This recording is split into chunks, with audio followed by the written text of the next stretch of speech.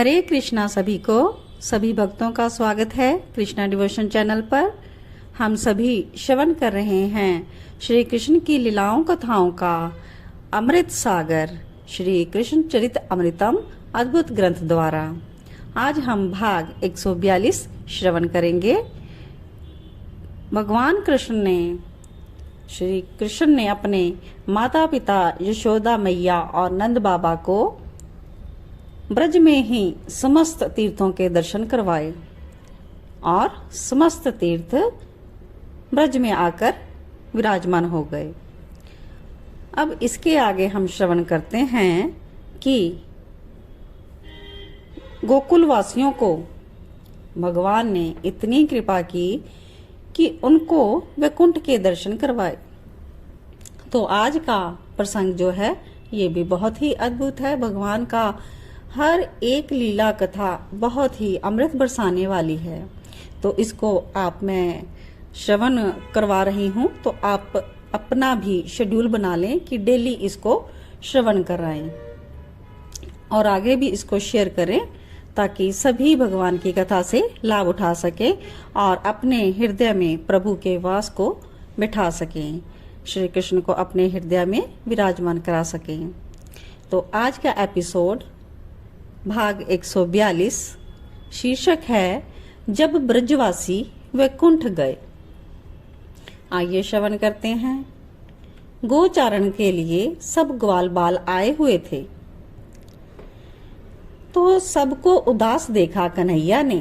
तो कन्हैया ने कह दिया, तुम लोग उदास क्यों हो? हंसते खेलते ही तुम लोग अच्छे लगते हो, ऐसे उदास मत बैठा करो।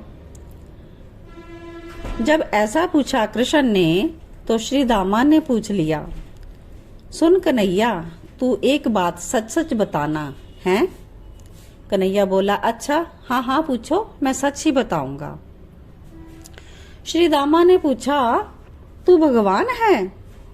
कन्हैया हंसे, ये क्या प्रश्न है। मनसुख ने भी पूछ लिया, बता ना, तू भगवान है?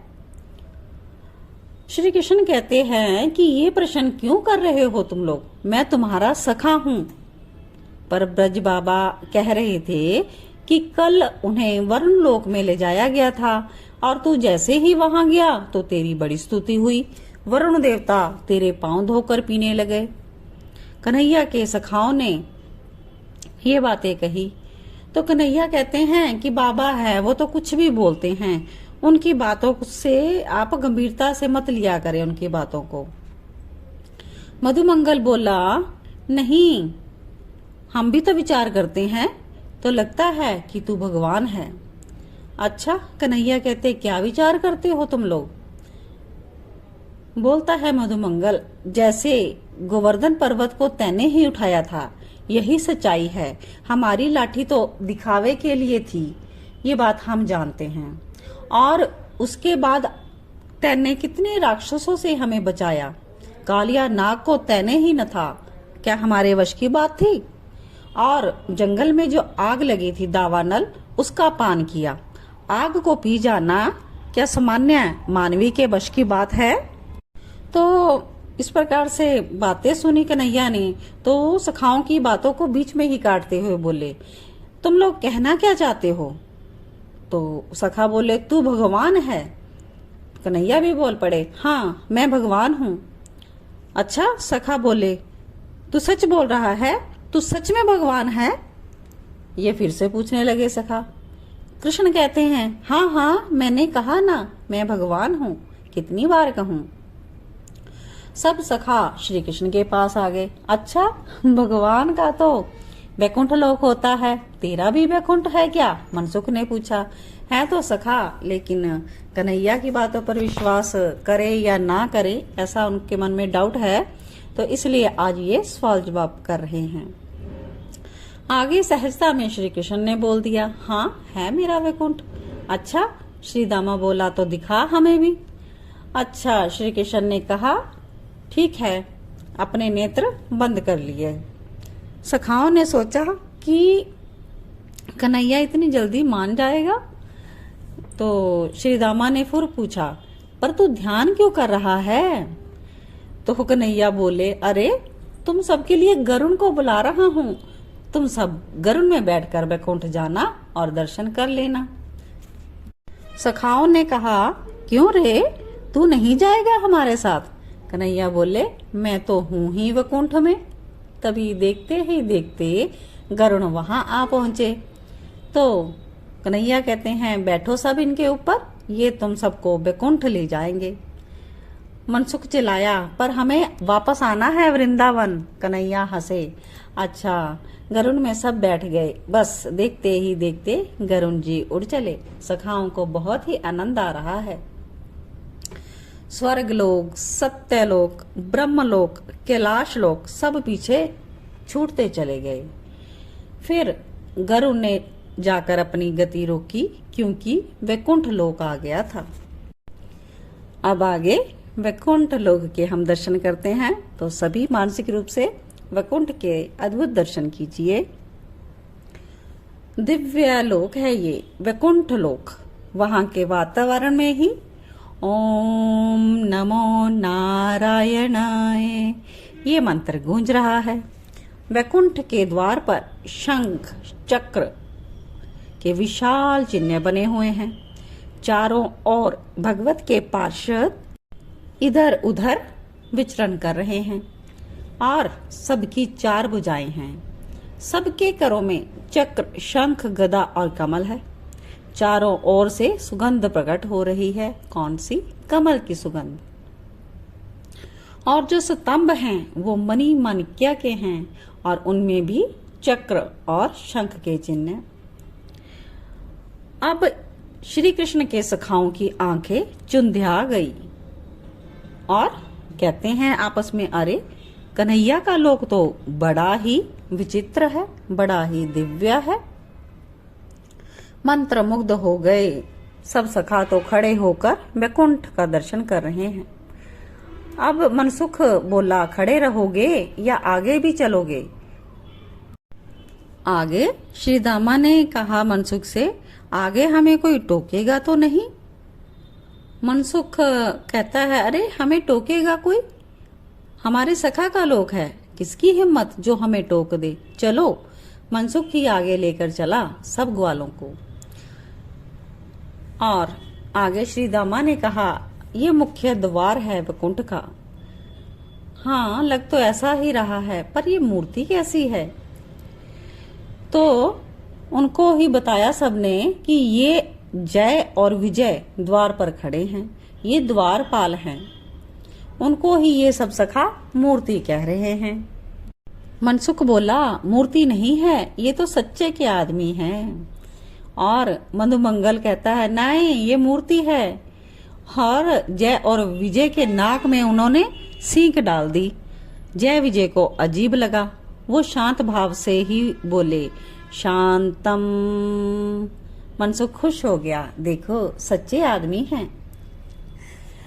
अब सब आगे बढ़ने लगे। कोई किसी से नहीं बोलता। अध खुले सबके नयन हैं, क्योंकि विशुद्ध सात्विकता का घन है इस वैकुंठ के लोक में।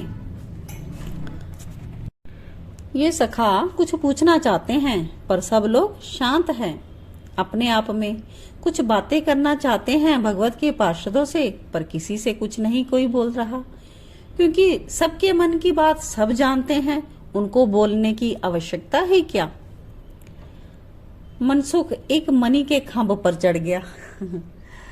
तो वो इसलिए चढ़ा, वो कहता है कि ये कुछ नहीं बताएंगे, मैं देखता हूँ। इसलिए वो मणि के खंभ पर चढ़ गया। श्री दामा नीचे से पूछ रहा है, कुछ दिखा? फिर उन्होंने कहा, हाँ दिखा। फिर एकाएक तालियां बजाने लगा मनसुख। अपना कन्हैया आराम कर रहा है।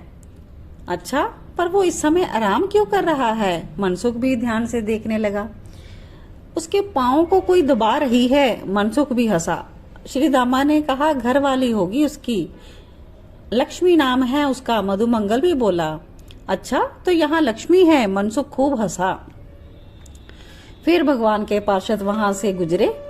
वो जब देखा तो वातावरण में थोड़ा सा शोर है, तो उन्होंने कहा, शांतम। मनसुख चुपचाप नीचे उतर आया मणिखंभ से अब वो बिना कुछ बोले सब आगे बढ़ रहे हैं।